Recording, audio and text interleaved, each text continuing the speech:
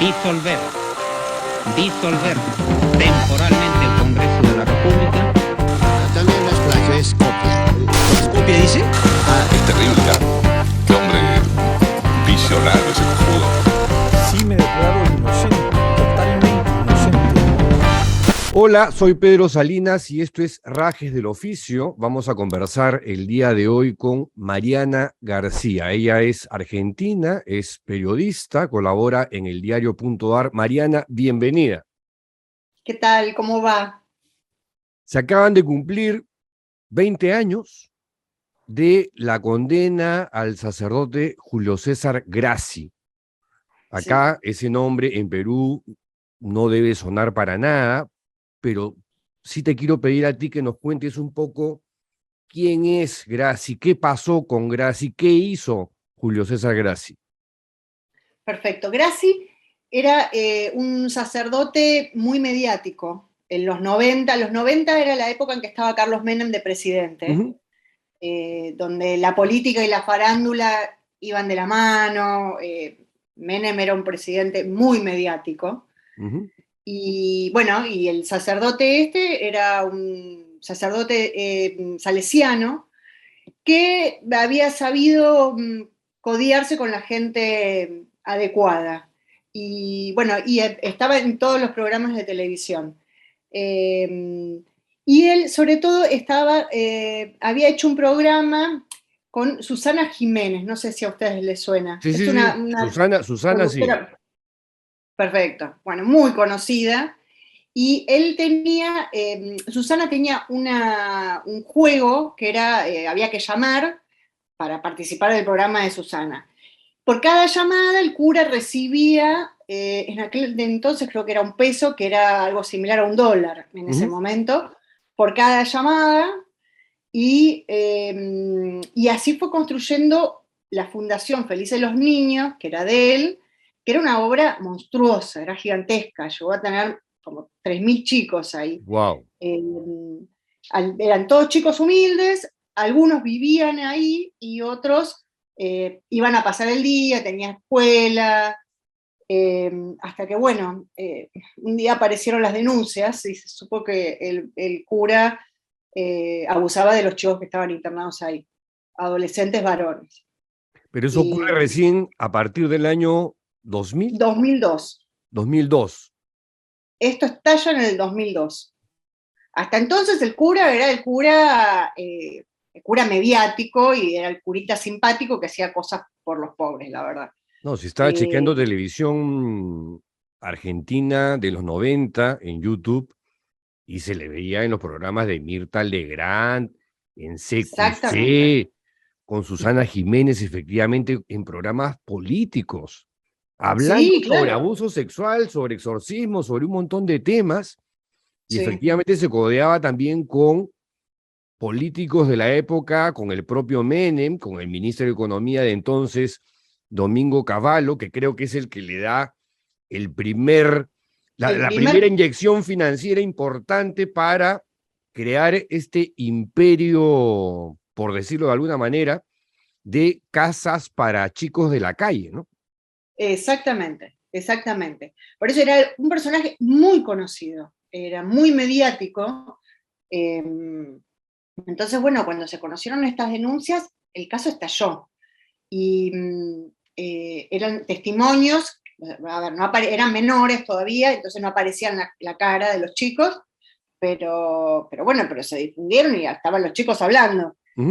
Y entonces esto actuó como una especie de catapulta de todos los casos, porque digamos lo que puso en evidencia es que si este curita que era tan simpático y se preocupaba tanto por los niños pobres había hecho semejantes barbaridades, entonces esto es como que empoderó a las víctimas que salieron a denunciar, y la verdad que bueno, empezaron a venir uno tras otro todos los casos. Por eso también nosotros cuando hacemos la investigación siempre tomamos como corte el tema de Grassi, porque no es casual, porque hasta Grassi, antes la verdad es que no hubo muchos casos conocidos, casos hubo siempre, ¿no? Pero, sí, claro, digamos, no eran conocidos. No, si a partir de Grassi salieron en masa, digamos. Ahora, preparándome para la conversación contigo, estaba chequeando este programa de televisión Telenoche Investiga, que es el que lanza un reportaje muy importante donde hace una semblanza de Gracie, el caso judicial, luego los testimonios de las víctimas, y la cara de los presentadores era pues de una perplejidad, como diciendo pues, oye, nosotros también le creímos a él, ¿no? Además lo dicen, Sí. lo explicitan. Sí. También te quería aclarar esto. Telenoche era el noticiero más visto de la Argentina en ese momento. O sea, no es que la denuncia apareció en un medio marginal. No, era Telenoche, que era también uno de los noticieros más vistos, era en horario central. Yo creo que en realidad debe haber sido el programa más visto de los noticieros. Entonces, bueno, sí, fue un baldazo, nadie entendía nada, porque bueno, además supongo que toda la gente que aportó para la causa de Gracie Claro. se va a ver sentido un poco consternada. Tú hablabas que eso fue en el año 2002. Yo, curiosamente, estaba en ese momento en Buenos Aires, digamos, Sí. haciendo turismo, y me encontré con este libro de Olga Warnat, que es una periodista de muchísimo prestigio, titulado Sí. Nuestra Santa Madre, Historia Pública y Privada de la Iglesia Católica Argentina, y viene con un prólogo del periodista Jorge Lanata, ¿no? Sí. Un libro bien gordito. Sí. Y acá habla ya sobre una denuncia de abusos sexuales de un arzobispo, Sí. Monseñor Storni. Edgardo Gabriel Storni. Sí. Sí, exactamente. Él fue así, sí, él fue condenado en primera instancia y después por una cuestión judicial de los abogados que hicieron algún tipo de Una vericueto. leguleya. Sí, lo que ordena la apelación, ellos apelan y la Cámara lo que dice es que hay que volver a hacer otra vez el juicio, volver a foja cero. Y ¿Ya? muere antes de que se inicie siquiera el segundo juicio. O sea que no pasó nada con Storni. No pasó nada, no pasó nada. De hecho, cuando se muere, si vos, acá en Argentina hay una agencia de noticias católicas que se llama AICA. ¿Ya? Entonces, bueno, si buscas en el archivo de AICA, hacen referencia a la muerte del arzobispo, bueno, que todas las cosas buenas que hizo y qué sé yo. Porque, digamos, en los papeles fue absuelto. Porque el tema es que era mayor la víctima. Entonces, bueno, nada, siempre utilizan ese artilugio. Pasa mucho también con los seminaristas, que los seminaristas son mayores, entonces para la iglesia dicen, no, si es mayor, entonces no se puede hablar de abuso. Claro. En realidad hay una relación de poder ahí, ¿no? Obvio. Sí. Bueno, ¿y qué ha pasado con Gracie en estos momentos? Sigue preso. Estaba leyendo una de las notas que ha salido en el diario.ar, que está estudiando para ser abogado. Muy bien. ¿Ah? Está muy bien. Seguro que sabés más que yo, porque yo tengo una mezcolanza con tantos casos, que se me confunden a veces. Bueno, Gracie finalmente entró en prisión en el 2015.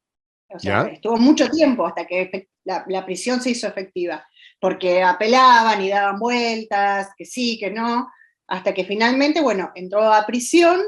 Tiene una condena que está ratificada por la Corte Suprema. Esto quiere decir que es una condena que está firme, que pasó por las 3 instancias judiciales, digamos, la sentencia de primera instancia, la apelación en la Cámara y después la Corte Suprema, y todas fallaron en contra del cura.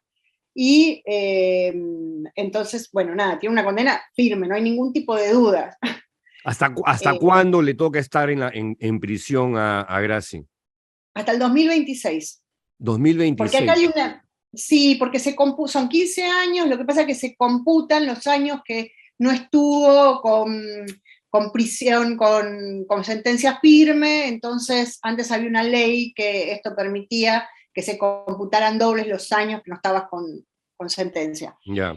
El tema es que Gracie sigue siendo sacerdote. Eso Eso te iba es a lo pre- más eso te iba a preguntar. O sea, su condición actual es la de cura. Nunca Es fue el expulsado de la Iglesia sacerdote Católica. Julio César Grassi, no fue expulsado de la iglesia. Y esa es la piedra en el zapato que tiene la iglesia argentina, que es que cuando vos le preguntas, bueno, ¿qué pasa con Grassi? Y nadie te sabe responder. Pues, y no, bueno, sí, no, es cierto, y la verdad. Y Yo los para hacer esta. salesianos, que es su congregación, ¿qué dice? Bueno, todo esto lo que más interesante del caso Grassi es que plantea además todo el vericueto que es la iglesia y cómo es todo un entramado que funciona para cubrirlos. Por ejemplo, Grassi era de los salesianos. Sí. Pero ¿qué pasó? Él, en el momento en que estalla el escándalo, él estaba haciendo todo el proceso para dejar a los salesianos y empezar a pertenecer a la diócesis de Morón, que era donde estaba su obra. Ujú. Esto es un proceso canónico muy largo, que lleva tiempo. O sea, se iba a Y independizar, para ponerlo así en lo términos. que pasa es que no, porque no hay sacerdotes que estén, digamos, al aire. Tenemos que pertenecer a algún lado, o a una congregación o a una diócesis. Claro, pero en la congregación dependes de los superiores de la congregación y en la diócesis. Claro. El Depende control del sobre ti es obispado. más complicado porque ahí dependes de un obispo o un arzobispo, Claro. dependiendo, ¿no? Exactamente. El Pero tema tienes es más que, rango de libertad, ojo, ¿ah? sí, el tema es que cuando estalla el escándalo, esto no estaba todavía resuelto. Entonces, la congregación dice, no, nosotros no tenemos nada que ver, es problema del obispo. El obispo dice, y no, bueno, nosotros tampoco, porque en realidad todavía seguía la congregación. Entonces quedó como en un limbo donde todos se lavan las manos y Grassi sigue siendo sacerdote. Ahora, yo hablé con Sergio Buenanueva, que es un obispo, que es el encargado de, digamos, de todos los temas de asuntos de abusos a menores, ¿Ya? y él por primera vez me reconoció, que me lo dijo en ON, además, cuando yo le pregunto por esto, dice, bueno, la decisión definitiva la tiene que tomar el Papa. Digamos, el Papa es el que decide si se expulsa o no se expulsa. Entonces, bueno, ahí le pregunté, le digo, bueno, entonces, ¿qué quiere decir? Que Grassi sigue siendo cura por Gracias orden a de Francisco. Claro. Y bueno, no sé, yo el caso Grassi no sé muy bien qué es lo que pasa ahí. Claro, lo que pasa para llegar a eso tiene que haber un proceso canónico, ¿no? Lo que pasa es que se supone que ese proceso canónico fue iniciado. En el obispado a mí me dijeron, ese proceso canónico ya fue Se inició iniciado y fue enviado a Roma. a Roma. Ya. Además, a ver, vamos. Ahora, ¿en qué el Papa año? es argentino. ¿Sabes? No. ¿Te dijo el ¿Cómo? obispo este? No. ¿Cuándo fue eso? ¿Cuándo ocurrió? No me No se dijo sabe. cuándo fue. Pero a ver, el Papa es argentino. A ver, pensar Sí, que el lo Papa... sabemos. Por eso. Entonces, y además Grassi es un sacerdote recontra conocido. Y todo esto estalló cuando Francisco no era Francisco, era Bergoglio, el arzobispo de Buenos Aires. Claro. Entonces, bueno, me parece que le caen muy cerca las balas. Sí, claro. ¿Tú recuerdas si el arzobispo Bergoglio en ese momento declaró sobre el caso Grassi y qué dijo? No. No, se mantuvo al margen porque era de la provincia de Buenos Aires, era arzobispo de la ciudad de Buenos Aires, que son dos cosas distintas. Ok. Entonces, bueno, porque tienen esta cosa, yo no me meto como si fuese de otro país. O sea, se le salió el jesuita ahí, digamos. ¿Ah? Claro, exactamente. Bueno, entonces, Grassi tiene todavía para rato en la prisión. Sí. No sabemos en qué va ese supuesto proceso canónico lo iniciado. Que sí supimos, nosotros intentábamos hablar con él, digo que por el momento no, y lo que supimos es que está estudiando y que está a punto de recibirse de abogado. Entonces, que está como muy concentrado en eso, que quiere recibirse de abogado. El otro tema, además, una de las cosas que más les pesa a la iglesia, es qué va a pasar el día que salga en libertad, porque ¿qué va a salir? ¿Vestido de cura? Exacto. ¿No? Va a poder hacer misa, va a poder emprender cualquier otra obra social con un crucifijo, digamos, usándolo como pretexto. Y sí, porque además él se encargó, él todo el juicio lo hizo vestido de cura, nunca se sacó los hábitos. Y es algo que a la iglesia le pesó y o sea, él se rebeló, hizo todo el juicio con vestido de sacerdote. Entonces, bueno, es algo que ahí también está dando vueltas. Ahora, ¿tú dirías que hay un antes y un después en materia de la aproximación a los casos de abusos sexuales en Argentina a partir del caso Grassi? Sí, sí, sin duda. Ya, o Sin sea, lo duda. de Storni fue como casi una anécdota, pese a que lo que cuenta Olga Warnat es bien fuerte, ¿eh? Es bien, Sí, claro bien que fuerte. sí.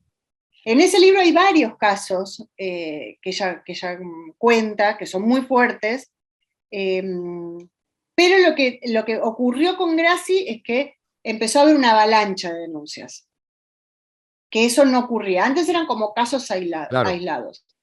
Después de Grassi lo que podemos decir es que, digamos, que se corrió el manto de secreto y las víctimas empezaron una tras otra a denunciar. Sigue faltando el correlato de la justicia, de la iglesia, pero digamos, las víctimas, la sensación es que no se callan, que ya no, que van y que denuncian, que no sienten como pudor por hacerlo. Otro caso que tuvo muchísima resonancia en Argentina fue el caso Próbolo. Sí, sí. ¿Nos puedes Bueno, contar un poco lo que sabes de él? mira, esto también es interesante porque, a ver, en estos 20 años hay como dos cortes. Una es lo que ocurrió a partir de Grassi, en el 2002, y después la segunda etapa empieza en el 2017 más o menos, ¿Ya? que son los últimos 5 años. En los últimos 5 años, yo hice una investigación similar en el 2017 y ahí nos había dado 62 curas denunciados, 62 curas, monjas y etcétera. Ahora, ¿cómo llegaron a ese número? Porque Argentina tiene concordato con el Vaticano y el concordato suele ser un tropiezo para acceder a ciertos archivos que son como clasificados o secretos por los obispados católicos. Bueno, hasta ahora es imposible acceder a eso. De hecho, hay varios arzobispados sancionados por la justicia por no dar esa información. Uno es el de Mendoza. Ahí tuvieron que pagar una multa, pero la investigación canónica no la entregaron. Entonces, bueno, esto que te decía, que a partir del 2017 esto ocurrió como una segunda avalancha de casos. Y se duplicaron, desde el 2017 hasta ahora se duplicaron los casos. Hoy estamos hablando de 128 contra 62 de 5 años atrás. Yo creo que en eso tuvo... ¿Próbolo cuándo revienta? En fines del 2016. Ya, ok. O sea, es Grassi uno de los hitos importantes y el otro es el caso Próbolo. El caso Próbolo, que también está bien interesante porque lo que muestra esto es la estrategia de los traslados para encubrir los abusos. ¿Podrías relatar, o sea, qué pasó con el caso Próbolo? Porque yo lo he seguido de forma, digamos, marginal y es realmente escalofriante, ¿no? Sí. El Instituto Próbolo fue creado creo que en 1932 en Italia, y es una congregación que se dedica a la educación de los niños sordos. Esto fue en Italia. Ellos crean un instituto Próbolo en los 70 más o menos, en la ciudad de La Plata, en Buenos Aires, y otro en Mendoza. El primero que estalla es el de Mendoza, donde se empiezan a contar, pero barbaridades, hacían atrocidades a niños muy chicos, que además lo que ocurría era, ellos lo que hacían era recibir a los niños que eran muy pobres, que venían de otras provincias, que estaban lejos de sus familias, y además no les enseñaban a comunicarse, no les enseñaban el lenguaje de señas. Entonces eran chicos que no podían tener comunicación con su familia, no les podían contar lo que estaba pasando. Las pocas veces que veían a su familia tampoco podían comunicarse, porque no sabían hablar, no tenían el lenguaje de señas. Entonces tardó mucho tiempo en estallar, hasta que finalmente, de alguna manera, empezaron a poder comunicarse y pudieron contar lo que estaba pasando. Entonces muy escabroso, y esto estalla a fines del 2016. El tema es que acá hay implicados 5 curas italianos que habían sido denunciados en Italia. Estos habían sido denunciados, la primera carta pública que llega, que se le entrega a Francisco en el Vaticano, es del 2004. Wow. Y los abusos por los cuales son condenados en Argentina empiezan en el 2005. Y hay 5 curas que fueron trasladados, que fueron denunciados en Italia, fueron trasladados a La Plata, y uno de los que llega a Mendoza también había sido denunciado en Italia, en La Plata y en Mendoza. Uf. Entonces, no hay forma como de disimular esto. O sea, hay un encubrimiento, es muy difícil de tapar el encubrimiento. Y yo creo que también que el caso Próbolo actuó también como otro disparador, porque además era escabroso, todas las cosas que contaron, y eran, te daba como mucha indefensión los chicos, que algunos ya eran adultos, ya eran grandes. Y además porque también hay víctimas en Italia, que bueno, que se han hecho documentales, y que son muy activos ellos. Entonces, bueno, también me parece que es otro caso muy importante. ¿Y ese caso en qué situación se encuentra a nivel judicial, a nivel Vaticano?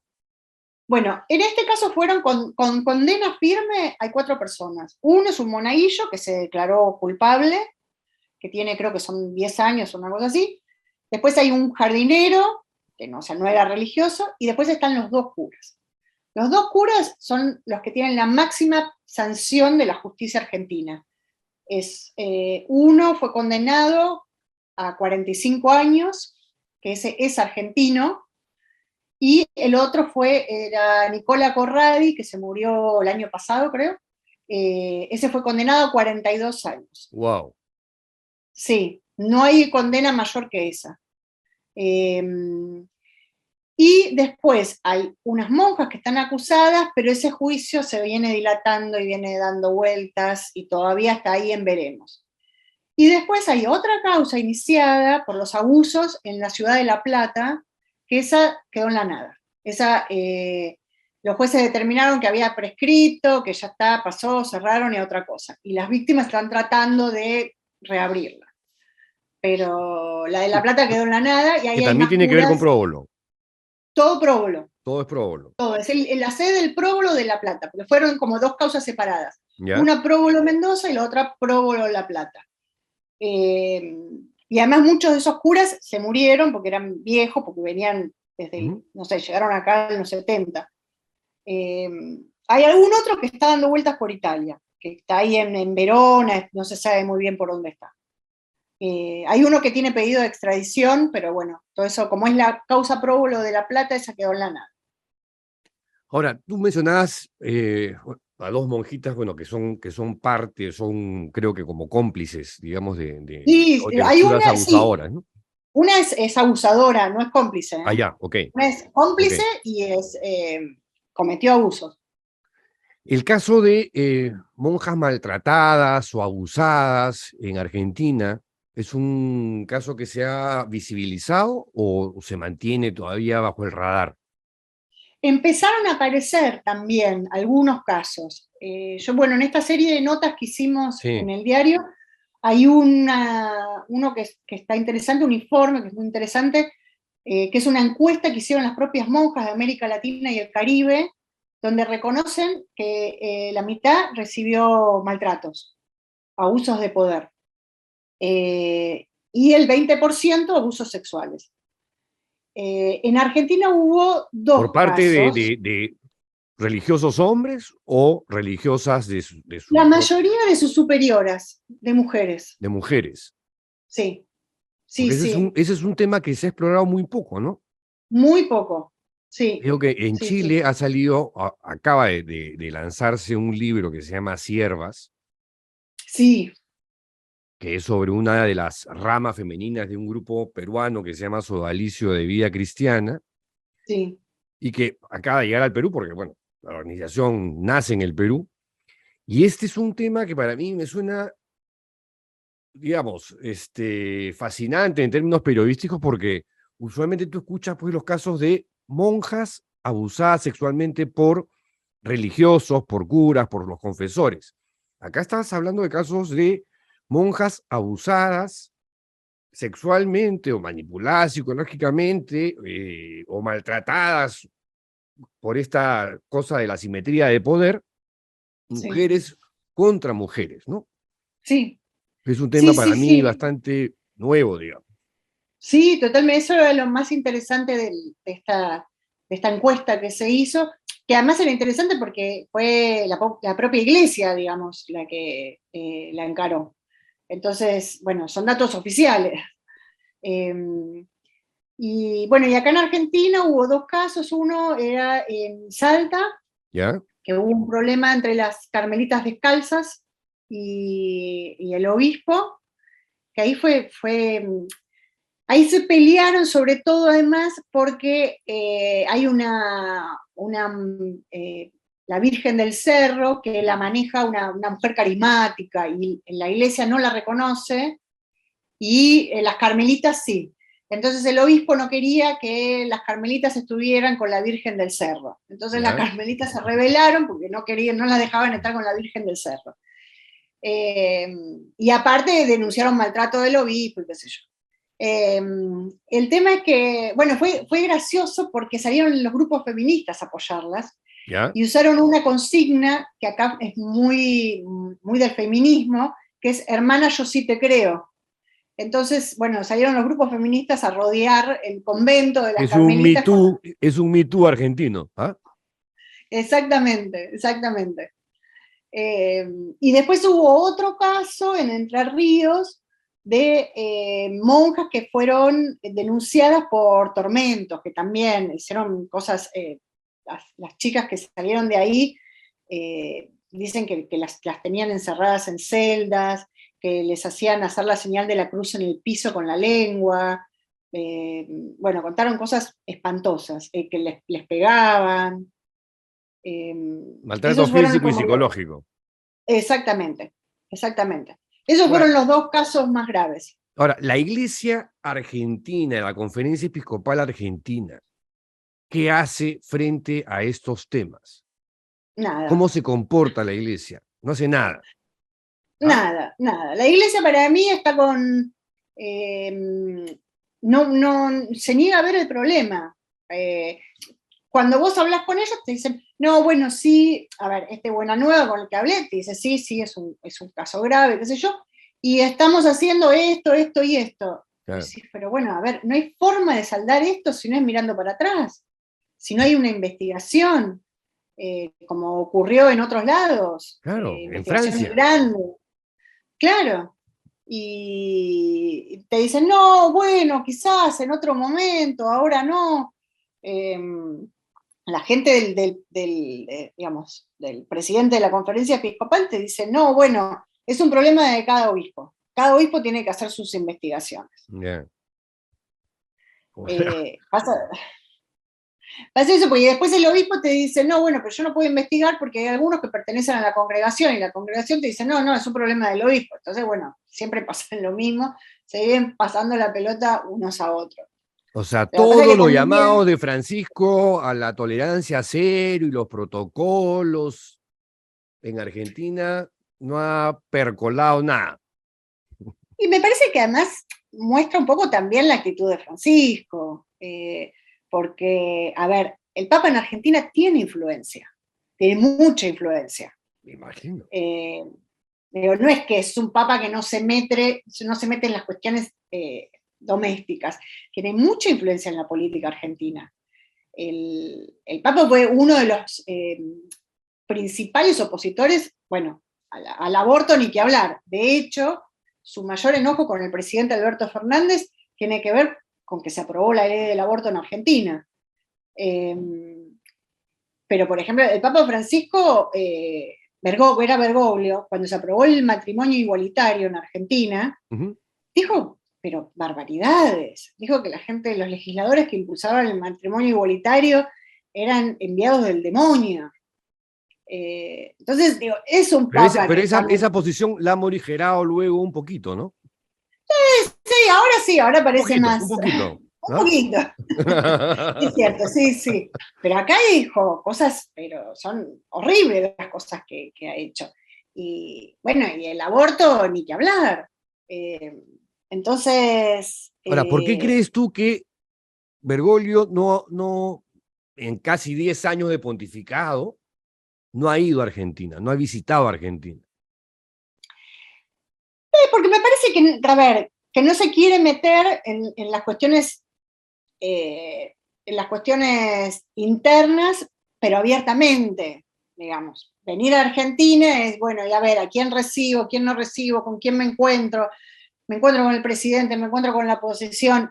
A ver, todo esto que de alguna manera lo hace en las sombras, hacerlo en público, bueno, me parece que es tomar posición y no lo quiere hacer. Y además la verdad es que se expondría mucho, se comprometería mucho. ¿Tú crees que por ahí va la cosa? Sí, claro. Y además la verdad es que tampoco le caen bien ninguno de los presidentes. Digo, con Macri se llevaba mal y con Alberto Fernández también se lleva mal. Con Cristina también. Con Cristina al principio, después empezaron a llevar bien. Cuando Bergoglio es Francisco. Porque cuando había antedeums, o sea, la versión que me dio a mí es que Cristina no iba al Tedeum. ¿Ah? No, claro, no. De hecho, ni ella ni Néstor. De hecho, los Tedeums ellos iban a Tucumán, que queda muy lejos, queda 2.000 kilómetros. Se inventaban un viaje. Ahora, ¿cómo definirías tú al Papa? Qué sé yo, no sé, yo soy anticlerical. No tengo ningún problema con la religión, pero se meten mucho en las cuestiones internas de los países. El Papa, a ver, si tuviese que elegir la mejor definición, el Papa es peronista. Entonces me parece que eso lo define bastante. Entonces, es una buena definición, en el sentido de que es demagógico, o sea, es alguien... Peronista y argentino, yo no le creería mucho. Y las cosas que ha hecho en materia de abusos, porque es verdad que ha avanzado y ha retrocedido, ha metido la pata hasta los corvejones, pero también ha tenido gestos efectistas muy importantes, ¿no? Sí, a mí lo que me parece es que hasta que no digan, bueno, a ver, acá están las investigaciones canónicas, estos son las denuncias que nosotros tenemos, me parece que todo lo demás es cosmética. Me parece que no va la cuestión de fondo. Porque además, bueno, pasan estas cosas. ¿Cómo entendés que un tipo que tiene condena firme siga siendo sacerdote? Sí, pues. A ver, no es el único, ¿eh? Tenés casos, bueno, estos que te digo del próbulo siguen siendo curas. Hay un sacerdote que está condenado por crímenes de lesa humanidad. El tipo, fulano, von Bernich era. Von Bernich estaba en las salas de tortura durante la dictadura militar. Está condenado, está preso y sigue siendo cura.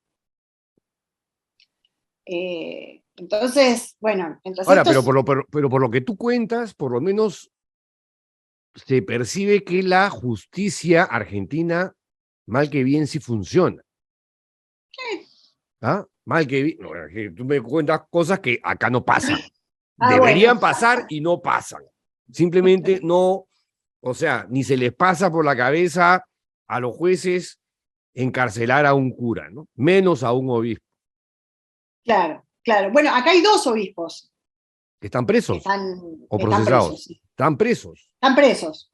Sí. Hay uno que está preso, que es Sancheta, y... ¿Ese qué hizo? No, perdón. Hay uno que está preso, y el otro, Sancheta está con prisión domiciliaria. Y hay otro que está siendo procesado. Ya, ¿Sancheta qué hizo?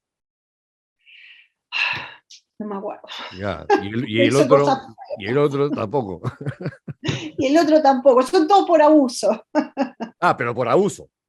Todos por abuso, sí, Ya, sí, sí, sí. ok, bueno, entonces sí pasan algunas cosas en Argentina, Mariana. No, y hay ¿Ah? condenas que son condenas Ah, ejemplares. A ver, a este del próbolo le pusieron 45 años, es un montón de años. claro, claro.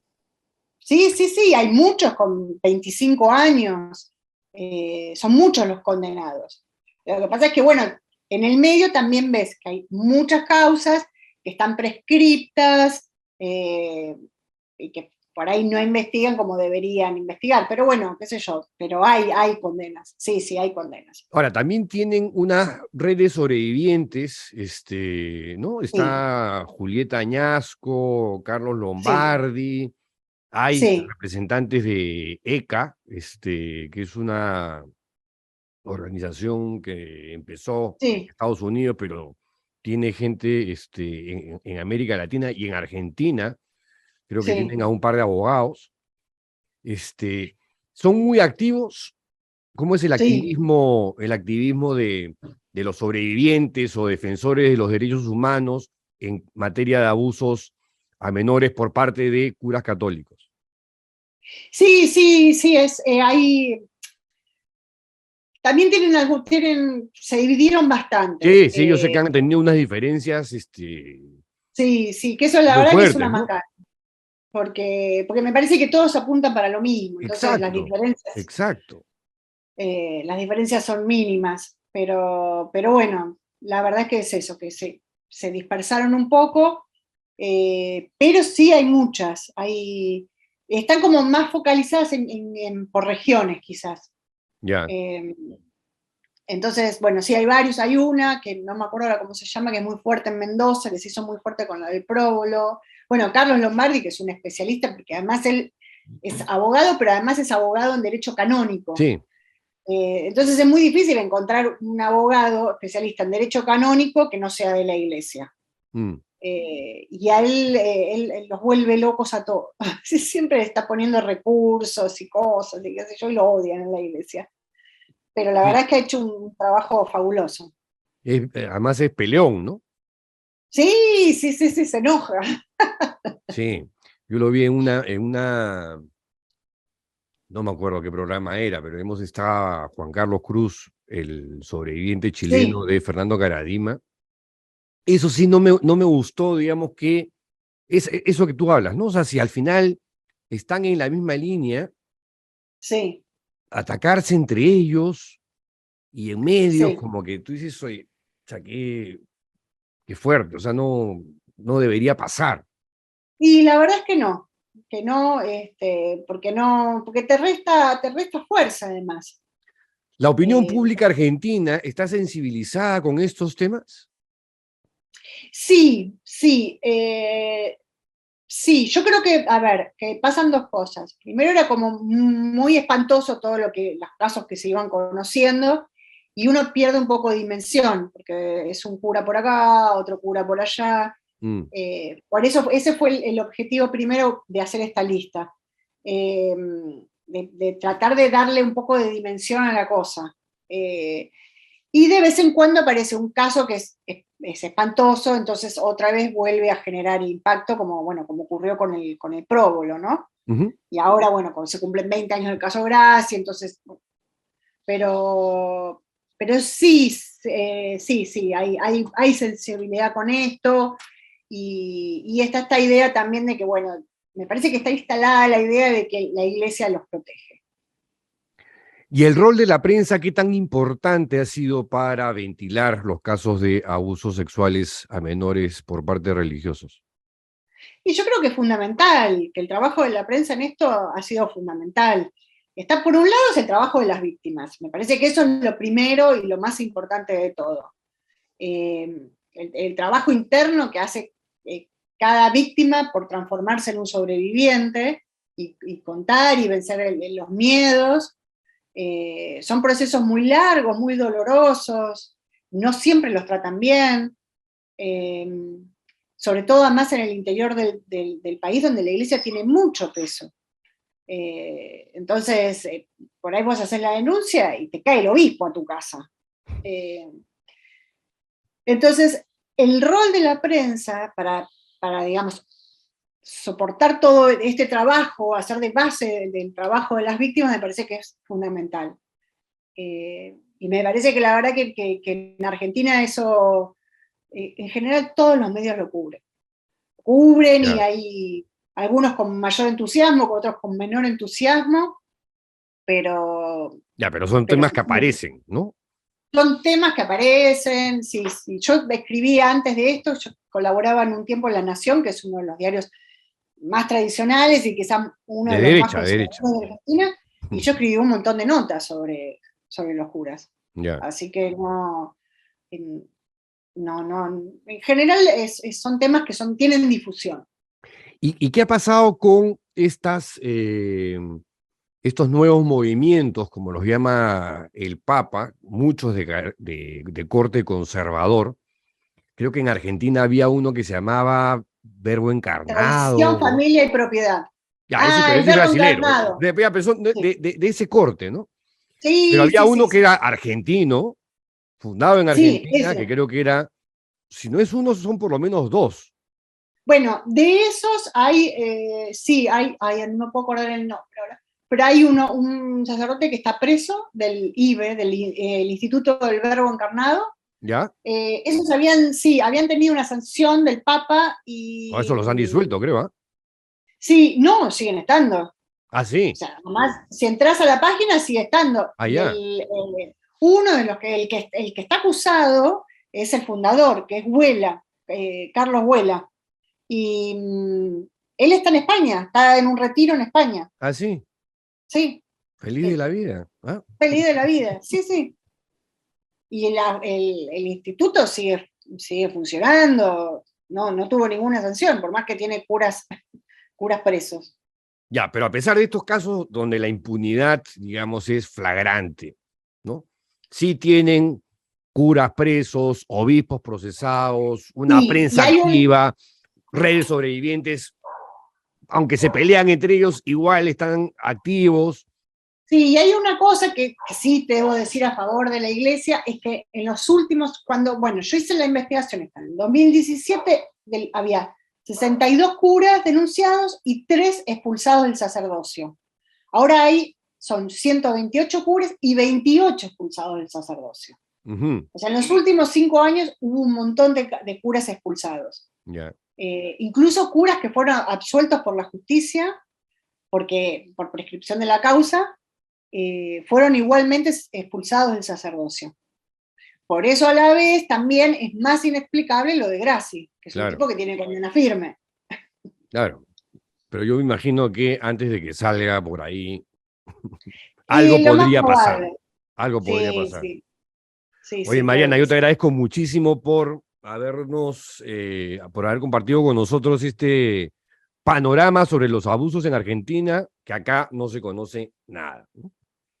Es más, pero vos acá en también el Perú, pero vos sí tenés un trabajo muy grande con eso. Pero con una organización, ¿no? O sea, fuera de eso, acá es como si no hubiera abusos en ninguna otra organización religiosa, ni en otras diócesis. Acá no pasa nada. Claro. ¿Ah? Por eso te hacía todas estas preguntas, porque quería ver un poco, digamos, la sensibilidad de instituciones como la prensa, la propia iglesia, instituciones del Estado como el Ministerio Público, el Poder Judicial. O sea, con todo, pasan cosas, ¿no? Sí. Acá no pasa nada. Bueno, no estamos tan mal entonces. No. Efectivamente, no están tan mal. Yo creo que están mucho mejor que el Perú en muchísimas de las cosas que has contado. Sí, es cierto. Pero el trabajo de la prensa, coincido contigo, es fundamental. Sí. Porque si no avanza. Dejamos esto en manos de la iglesia, no va a pasar absolutamente nada. No, claro. Bueno, Mariana, muchísimas gracias por tu participación en el programa y hasta cualquier otro momento. Bueno, muchas gracias. Me encantó haber participado. Gracias por el espacio. Gracias, Mariana. Un gustazo. Y con ustedes, la siguiente entrevista. ¡Chao!